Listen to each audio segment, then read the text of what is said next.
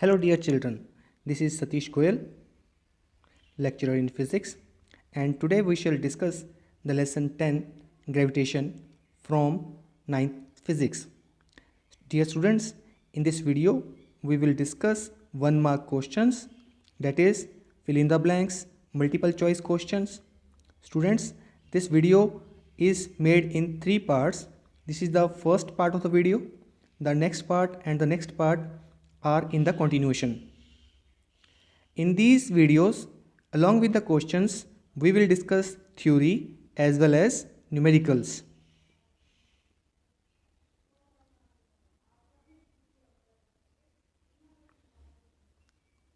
Fill in the blanks will be from question 1 to 20. Multiple choice questions 21st question to 35th question. Multiple choice question next video 36th question to 50th question. Let's start first question. Read the questions carefully. Think for the answers. Match it with the answer and the discussions in the next slide of the question. Here is the first question. The leaves after separating from trees fall down due to. The leaves after separating from trees fall down due to. Students, as you are very much familiar with this phenomena that you have already discussed in the previous classes, 6th class, 7th class, 8th class. Now, this is just the beginning. This is just the previous knowledge testing, or you can say recapitulation of this topic. Yes, please guess the answer. The leaves after separating from trees falls down due to gravitational force of the earth. Yes, your answer is correct. Let's move to next question. The gravitational force is dash in nature. Gravitational force is dash in nature. Means either it is attractive or it is repulsive. Gravitational force क्या होती है? हमेशा जो bodies होती हैं, other bodies होती हैं, दोनों बॉडीज़ के बीच में उन दोनों को अट्रैक्ट करने का काम करते हैं. There is never seen that the bodies are being repelled by gravitational force. So the answer is gravitational force is attractive in nature. Okay, next question, third question. The gravitational pull of earth is called. Students, this is a very different question. Gravitational pull of earth is called. Students, you have ever heard about the term gravity? Gravity, gravitational pull. You are taking these two terms very common and in the similar way. Actually, gravitational pull is not only meant for the earth. Gravitational pull or the gravitational force is a force for the whole universe. मतलब जो ये gravitational force है ये सिर्फ अर्थ के लिए नहीं है कि अर्थ लगाती है जो फोर्स उसी को ग्रेविटेशनल फोर्स कहते हैं. दुनिया में जहाँ पर भी जो भी दो बॉडीज़ होती हैं, दो बॉडीज़, हर एक बॉडी एक दूसरी बॉडी को अपने सराउंडिंग में भले ही कितनी डिस्टेंस पर है उस बॉडी को अट्रैक्ट करती है with the force known as gravitational force. So हम पार्टिकुलरली अर्थ के बारे में नहीं कह सकते कि सिर्फ अर्थ ही लगाती है, सिर्फ अर्थ ही लगाती है, बाकी अदर प्लैनेट्स नहीं लगाते, बाकी अदर बॉडीज़ जो हैं वो नहीं लगाती. दुनिया में मौजूद हर एक बॉडी दूसरी बॉडी पर एक फोर्स लगाती है जिसे हम ग्रेविटेशनल फोर्स कहते हैं. अगर एक स्पेशल केस लिया जाए जिसमें हम अर्थ की बात करें तो अर्थ के केस में अर्थ की जो ग्रेविटेशनल फोर्स होती है, अर्थ का जो ग्रेविटेशनल पुल होता है उसे क्या कहा जाता है? Gravity. Let's check the answer, gravity. Dear students, ऐसे ही क्वेश्चंस आगे भी डिस्कस किए जाएंगे. अगर आपको कहीं भी कोई प्रॉब्लम आए तो आप कमेंट बॉक्स में जाकर कमेंट करके अपनी क्वेरी को दूर कर सकते हैं. Next question, fourth question. The SI unit of gravitational force is. As force is a quantity having unit newton. SI unit of force is Newton. As gravitational force is also a force, so its SI unit is Newton. Next question, fifth question. The vertical motion of objects due to gravity is called. Vertical motion क्या होती है, चलिए एक example की तरफ से देखते हैं, एक डेमो की तरफ से। यस, ये जो आपको एक इंसान दिख रहा है, एक पर्सन दिख रहा है, वो ऊपर से नीचे की ओर फ्रीली फॉल कर रहा है, तो वर्टिकल मोशन कर रहा है। इसे क्या बोलते हैं? इसे फिजिक्स की लैंग्वेज में या टेक्निकल लैंग्वेज में इसे बोला जाता है free fall. Free fall means it is moving only under the effect of gravity. It is moving only under the effect of gravity. That is known as free fall. Okay, let's move to next question. Sixth question. The device used to measure the mass of a body. Students, अभी जो ये question शुरू हो चुके हैं, मास और wait के ऊपर क्वेश्चन शुरू हो चुके हैं। अभी नेक्स्ट टॉपिक जो आएगा वेट भी आएगा, मास और वेट का। आपको मास और वेट में डिफरेंस क्लियर होगा। मास क्या होता है? The quantity of matter contained in the body is termed as mass. Weight क्या होता है? वेट क्या होता है? वेट होता है the gravitational pull of the planet on the body. अगर हम अर्थ पे रह रहे हैं तो हम ये कहेंगे the gravitational pull of earth on a given body is termed as weight. Okay, this is the basic difference. Mass is the quantity, the measurement of quantity contained in the body, that is termed as mass. Weight क्या होता है? Weight कितनी force उस body पे लग रही है due to the planet on which it is there. Okay, this is the basic difference. There are many 4 and 5 differences. You can ask if you don't know about these differences. You can ask in the comment box. I will surely tell you. Next, इसका जो answer आएगा वो क्या आएगा? The device used to measure the mass of the body, that is beam balance. You can easily see in the picture. This is one of the example of beam balance. Okay. Next question. 7th question. If m is the mass of a body, then its weight w is given by. Students, last question में हमने मास किया था, wait किया है, मास और wait दोनों की definition की है। अब जब पता है हमें किसी बॉडी का मास क्या है, m है, देन उसका वेट क्या होगा? वेट और मास में कोई रिलेशन होगा? Yes, there is a relation, that is w is equal to m g, where g is acceleration due to gravity. क्या होता है acceleration due to gravity? Acceleration वो एक्सेलरेशन जो ग्रेविटेशनल पुल ऑफ अर्थ के कारण किसी body में आता है, that is termed as acceleration due to gravity. Okay, और इसकी वैल्यू अर्थ पे कितनी होती है? 9.8 मीटर पर second square. The value of g, small g, acceleration due to gravity on earth is 9.8 meter per second square. Okay, if the mass of the body is m, then its weight is given by w is equal to mg. Next question, 8th question. The device used to measure the weight of the body.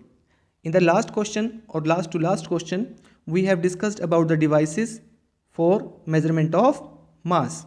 Now we will discuss about the devices used to measure the weight of a body. The answer is spring balance. Spring balance. You can easily see in the picture, the spring balance is of this kind. You might have seen this in your practical lab. Next question. Before going to next question, let's discuss how it works. We put the weight in the hook, or we hang the weight in the hook given in this picture and hold this part with a firm rigid support or with the hand, and then there is a pointer. This moves downward according to the weight of the body, and it tells how much weight the body is having. Okay, let's move to next question. 9th question. 1 kilogram weight is equal to dash Newton. Students, as you know, the force, the gravitational force or the weight has SI unit Newton. weight has SI unit Newton, gravitational pull has SI unit Newton. Similarly way, in the similar way, you can say if the mass of the body is 1 kg, then what will be its weight? Its weight will be m into g, where m is 1 kg, g is 9.8 meter per second square. Then its weight will be 9.8 Newton. Okay, for 1 kg mass body, the weight of the body is 9.8 Newton. Okay, now in the similar way, if the mass of the body is 1 kg and it can be written as 1 kg weight or 1 kg F. This means that this is representing weight of the body in other units. This is one of the other type of unit to express the weight of the body. Means 1 kg weight is representing the weight of one body. As you have already calculated, 1 kg body is having weight how much? 9.8 Newton. Okay, 1 kg weight. So 1 kg weight is equal to 9.8 Newton. Let's check the answer. Yes, its answer is 9.8. Okay, let's move to next question. The acceleration due to gravity on the moon is about dash of the that on the earth. Acceleration due to gravity जो moon के ऊपर है वो अर्थ का कौन सा part है? ये तो आपको श्योर है, शायद नहीं पता तो बता रहे हैं आपको कि जो मून के ऊपर एक्सेलरेशन ड्यू टू ग्रेविटी है वो अर्थ का कुछ परसेंटेज, कुछ पार्ट कम है. वो कितना कम है? That is 1/6. मीन्स जी की वैल्यू अगर अर्थ के ऊपर 9.8 मीटर पर सेकेंड स्क्वायर है, देन मून पे कितनी है? जी डैश कितनी है? g/6. Okay, this is the 1/6 of the gravity, 1/6 of the acceleration due to gravity of the earth. Okay, next question, 11th question. In order that the force of gravitation between two bodies may become noticeable and cause motion, one of the bodies must have extremely large. Here आपको कहा गया है कि दो bodies के बीच में force of gravitation इतनी ज़्यादा हो कि उसको नोटिस किया जा सके और उनके कारण क्या हो? कुछ मोशन हो. देन उसके लिए कंडीशन क्या है? कंडीशन ये है कि दो बॉडीज़ में से एक बॉडी क्या है? कम से कम बहुत बड़ी होनी चाहिए as compare to the other body. The other body may be also large, but one of the bodies must be having extremely large mass. Okay, जैसे एग्जांपल के लिए आपके लिए आप जानते हैं कि एक पेन पड़ा है और एक साइड में एक माउस पड़ा है. माउस मीन्स कंप्यूटर माउस पड़ा है या लैपटॉप पड़ा है, तो उनके बीच में इतनी ग्रेविटेशनल फोर्स हम महसूस नहीं कर पाते. हालांकि जब अर्थ है, अर्थ के ऊपर वाटर है, सीज में, ओशियंस में, देन उनके ऊपर इफेक्ट महसूस किया जा सकता है सन का, मून का. जैसे जानते हैं ना आप, ग्रेविटेशनल फोर्स के कारण क्या होता है? टाइडल वेव्स आती हैं और जो सी का पानी है बार ऊपर आता है, नीचे जाता है, ठीक है, वो लहरें बनती हैं. That is due to the gravitational pull of the sun and moon. Means the gravitational pull has effect which is appreciable और which is noticeable only when one of the bodies having extremely large mass. Okay, next question. Students, if you have any problem or query in questions which have discussed or which have not discussed in these videos, then you can ask for your query in the comment box of this video. Students, let's move to next question, 12th question. The weight of an object on the earth is about dash of its weight on the moon. Students, इसमें ये पूछा गया है कि अगर किसी body का wait moon पे कुछ है देन अर्थ पे कितना होगा। स्टूडेंट्स, आप जानते हैं weight is equal to mg। Okay, weight is equal to mg। Similarly आप ये भी जानते हैं कि जो एक्सेलरेशन ड्यू टू ग्रेविटी है जितनी मून पे है अर्थ पे कितनी होगी। अर्थ पे उसके 6 टाइम्स है। अर्थ पे ज़्यादा है मून पे कम है, ये बात ध्यान रखिएगा। अर्थ पे ज़्यादा है मून पे कम है। मून पे अगर 1 है अर्थ पे 6 है। अर्थ पे अगर 6 है देन मून पे 1 है। ओके, यहाँ कहें तो अर्थ पे अगर 1 है तो मून पे 1/6 है। 1/1 ये कोई स्टैंडर्ड टर्म नहीं है, ये हमने जस्ट आपको 1/6 या 6/1 वो बताया हुआ है। दैट इज अगर अर्थ पे g है देन मून पे कितनी है g/6। वेट क्या है w is equal to mg। So अगर acceleration due to gravity and acceleration due to gravity of the moon दोनों में रिलेशन हमें पता है देन वेट का भी डिफरेंस पता कर सकते हैं। तो यहाँ पर मून पे जितना वेट है अर्थ पे कितना होगा, अर्थ पे होगा 6 times. So let's take the answer 6 times. Next question 13th question, if the weight of the body on the moon is 6 newton on the moon then its weight on the earth will be. Student, same question चल रहे हैं, पहले की तरह question चल रहे हैं, उन्हीं क्वेश्चंस को प्रॉपर्ली डिस्कस करने की कोशिश कर रहे हैं।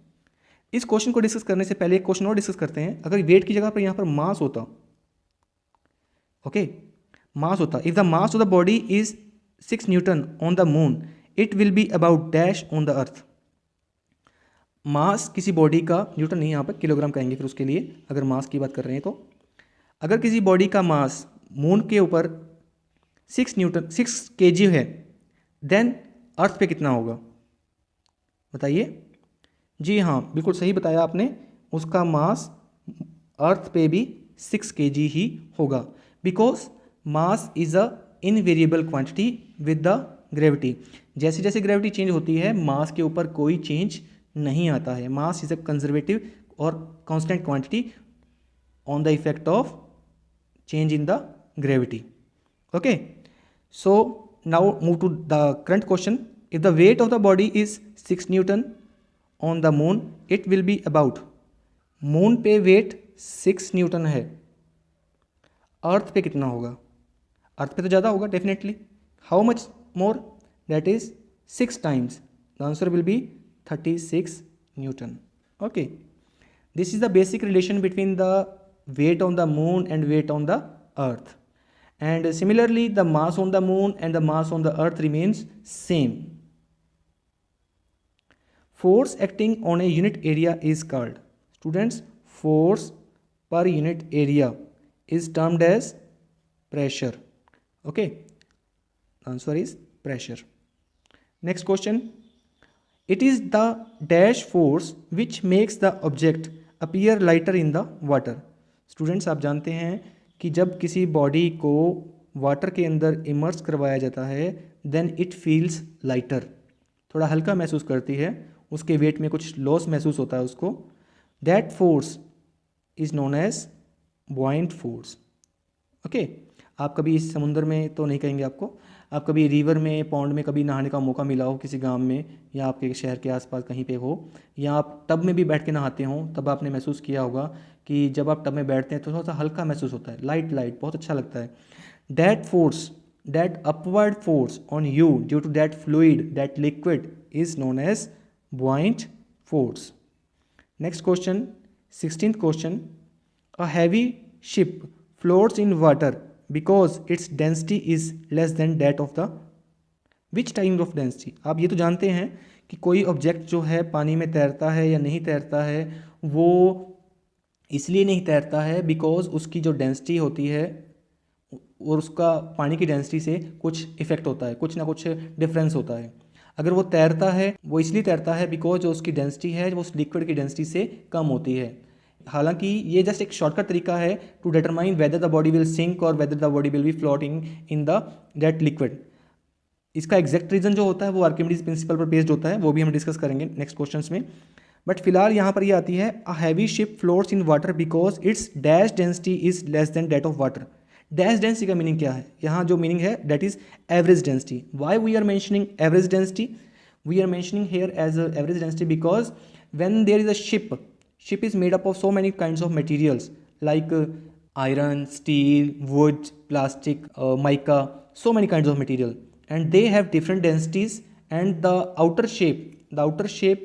final shape of the ship has a finite and a definite shape and a definite volume. So the densities of all the materials and depending upon the volume of the final ship is termed as its average density. So that's why a heavy ship floats in water because of its average density is less than that of water. Okay, I hope आपको ये question clear हो गया होगा। Next question, 17th question, in order to sink in a fluid the density of an object must be dash than the density of the fluid. Question पहले discuss हो चुका है कि कोई जो लिक्विड है उसके अंदर कोई गिवन जो ऑब्जेक्ट है वो सिंक करेगा या फ्लोट करेगा, उसके लिए उसकी डेंसिटी क्या है। सिंक करने के लिए बॉडी की डेंसिटी क्या है, ज़्यादा होनी चाहिए, बॉडी की डेंसिटी ज़्यादा होनी चाहिए लिक्विड की डेंसिटी से। Okay, next question, 18th question, it is difficult to hold a school bag having a strap made up of dash and strong string. आप जानते हैं कि स्कूल बैग को जो स्ट्रैप होता है, जो पीछे टांगने वाला स्ट्रैप होता है, वो थिन और स्ट्रॉन्ग स्ट्रिंग होगी तो हमें पकड़ने में इसको डिफ़िकल्टी महसूस होगी। वाई, ऐसा क्यों होता है? वो इसलिए होता है बिकॉज जैसे ही जो स्कूल बैग का जो पीछे वाला जो स्ट्रैप होते हैं, ये स्ट्रैप हैं जिसको पकड़ कर या जिसको अपने शोल्डर पर टाई अप करके एक स्कूल बैग को उठाने के लिए एक बच्चा जाता है। देन जो ये बैग है, अगर इसका ये स्ट्रैप थोड़ा सा कम चौड़ा है यानी कि थिन है देन उसको डिफ़िकल्टी में फील होती है। वाई? बिकॉज जितना ये ज़्यादा थिन होगा उसका इस बैग के द्वारा जो प्रेशर लगेगा वो बहुत ज़्यादा होगा। क्यों? Force upon area is nothing but the pressure. Area जितना कम होगा, एरिया जितना थिन होगा, ये वाला एरिया थिन होगा, उतना ही प्रेशर ज़्यादा फील करेंगे shoulders, and he will feel difficulty in holding the school bag with thin and strong string.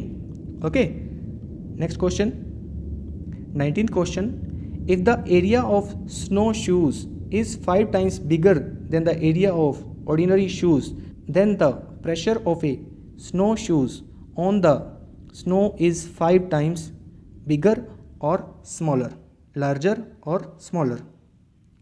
ये कह रहे हैं कि अगर आप स्नो शूज़ होता है जो बर्फ़ के इलाकों में पहना जाता है जूते, वो क्या होते हैं, उनका अगर एरिया, वो उनका जो बेस होता है, उनका जो एरिया होता है वो 5 टाइम्स बिगर हो हमारे ऑर्डिनरी शूज़ से, देन वो जो उसका प्रेशर है वो बर्फ़ के ऊपर, स्नो के ऊपर 5 टाइम्स कम होगा कि ज़्यादा होगा। लास्ट क्वेश्चन में हम डिस्कस कर चुके हैं, जैसे जैसे एरिया बढ़ता है प्रेशर क्या होता है, डिक्रीज होता है। सो यहाँ पर क्या आना चाहिए, स्मॉलर। ओके, जैसे ही शूज़ का जो बेस है उसका एरिया 5 टाइम्स बढ़ा, देन उसके कारण जो प्रेशर है वो 5 टाइम्स स्मॉलर हो गया। Next question, 20th question, in fluids, liquids and gases pressure dash as the depth increases. किसी भी गिवन फ्लूइड के लिए, पहली बात तो फ्लूइड क्या होता है, फ्लूइड लिक्विड्स और गैसेस को फ्लूइड्स कहा जाता है, लेकिन फ्लूइड की एग्जैक्ट डेफिनेशन क्या है, anything which can flow. Liquid भी फ्लो कर सकते हैं, गैसेस भी फ्लो कर सकती हैं, that's why they are termed as fluids. Now what about the pressure with the depth. मान लीजिए आपके पास कोई लिक्विड है, आप यहाँ पर हैं, तो आपके ऊपर जो प्रेशर है वो दिस मच हाइट के कारण है, जो आपके ऊपर फ्लूइड है। अगर आप यहाँ हैं तो आपके ऊपर जो प्रेशर है वो दिस मच हाइट के कारण प्रेशर है। That means as the depth increases the pressure also increases. Okay students, in this video we have discussed 1 to 20 questions. If you are facing any kind of problem, then please put your comment in the comment section and ask your query. I will surely solve your query as soon as possible. Students, if you like this video, then please press the like button, share with your friends. If you have not subscribed my channel yet, then please subscribe my YouTube channel. Students, the video is in continuation. This next video is containing the multiple choice questions from 21st question to 35th question. Keep watching, keep learning. Thank you. Have a nice day.